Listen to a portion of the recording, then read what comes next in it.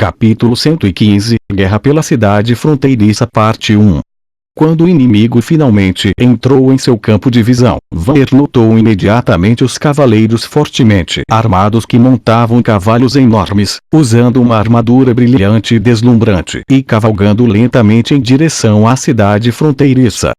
Geralmente era o caso que o grau de um cavaleiro era muito mais alto do que o das pessoas da cidade comum, e quando ele foi repentinamente confrontado com cerca de 100 deles, ele teve que respirar fundo para se acalmar.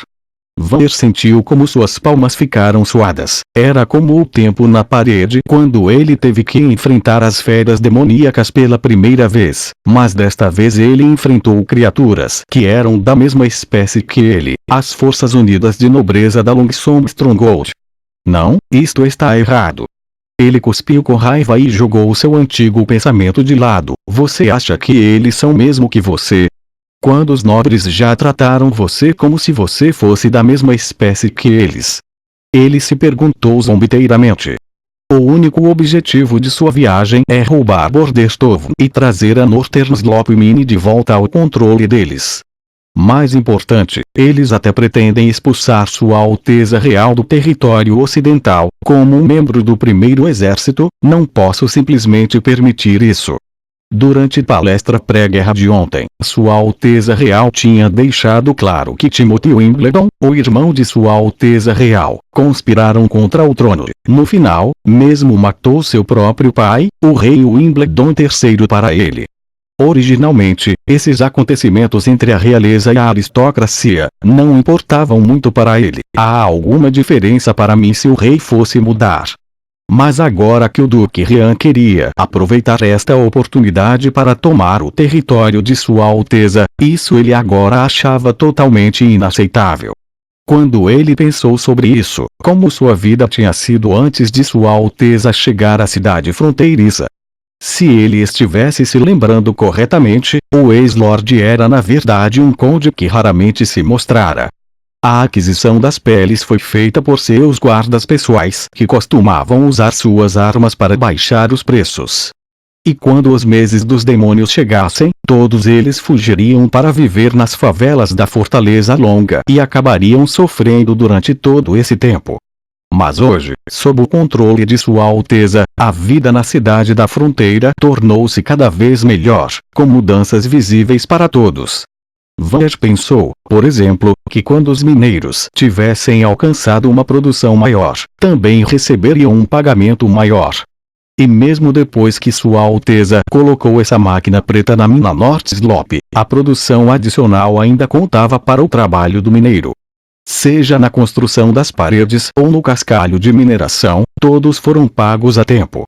Durante todo esse inverno, não havia nem mesmo uma pessoa que tivesse congelado ou morrido de fome. Claro, a maior mudança foi a implementação da milícia, não, agora é chamada de Primeiro Exército. Fazendo-os vigiar a cidade, nós, plebeus, não precisamos nos amontoar nesses barracões de madeira, implorando para que os outros nos deem comida. Se o príncipe não está mais aqui, o duque ainda permitiria que o primeiro exército continuasse existindo? Vanner respirou fundo novamente e enxugou as palmas das mãos contra as roupas. Não, ele certamente não permitiria isso.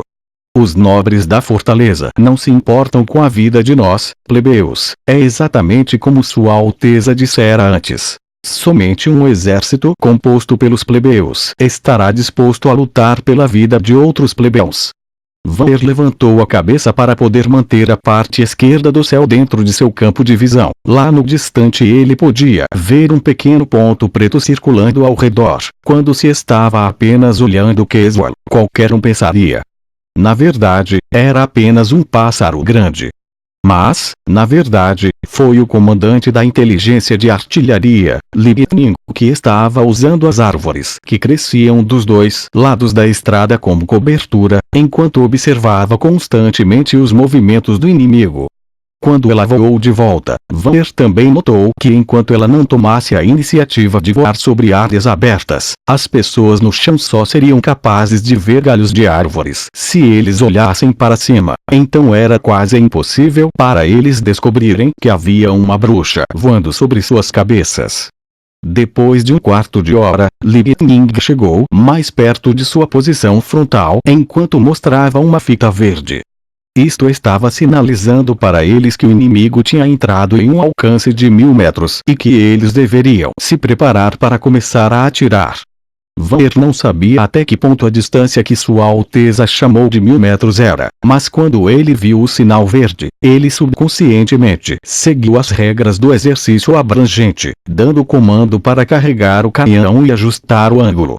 Não demorou muito para os 4 grupos de artilheiros concluírem suas tarefas, o ângulo do canhão foi ajustado para o terceiro, enquanto a pólvora e a artilharia sólida também foram inseridas no cano do canhão. Ele tinha pensado que depois de ter estado na parede e lutado contra as bestas demoníacas, ele poderia se considerar um lutador experiente e também achava que era talentoso, mas hoje ele descobriu que ainda havia uma distância enorme entre ele e ferro. Achei Brian. Durante a assembleia da tarde, ele teve grandes problemas tentando acalmar seu coração.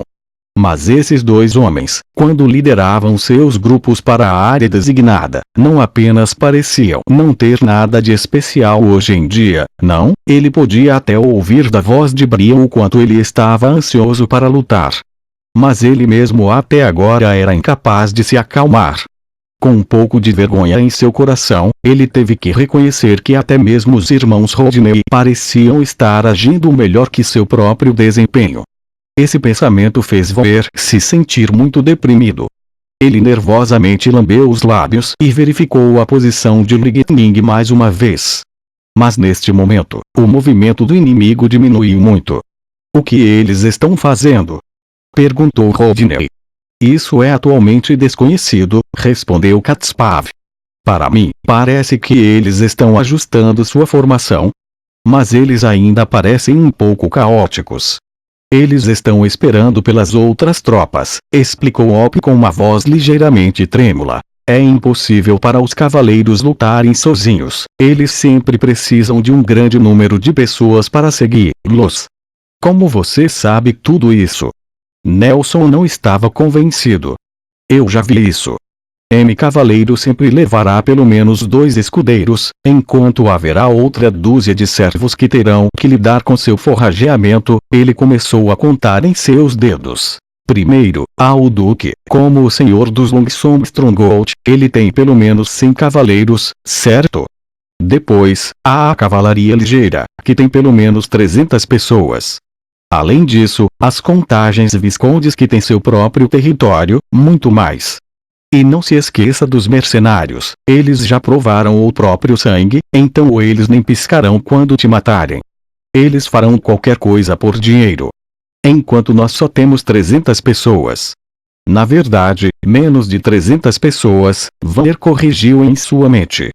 Nós só temos 270 soldados armados com armas, de acordo com a explicação de Sua Alteza, é porque nos falta na área de capacidade de produção. Agora, aqueles que não possuíam armas eram enviados para as equipes de artilharia, e deveriam preparar a munição para os 4 canhões. Quando Vaer descobriu que eles eram muito mais lentos do que o seu próprio grupo, ele também se sentia muito melhor. O mercenário, eles estão vindo! Exclamou Op.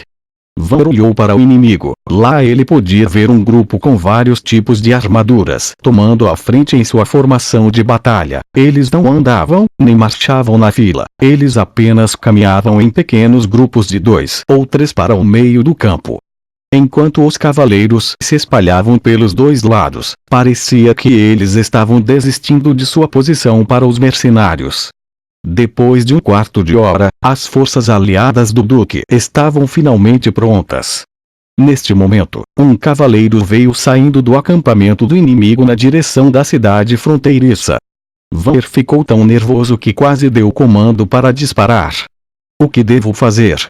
Vaer olhou mais uma vez para o céu, mas ele ainda era incapaz de descobrir Li Ning, enquanto o inimigo estava constantemente se aproximando enquanto agitava uma bandeira branca.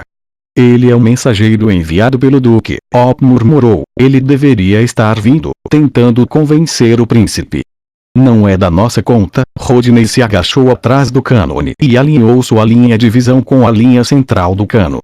líder, precisamos ajustar o cânone. A maioria dos cavaleiros deixou a zona de impacto.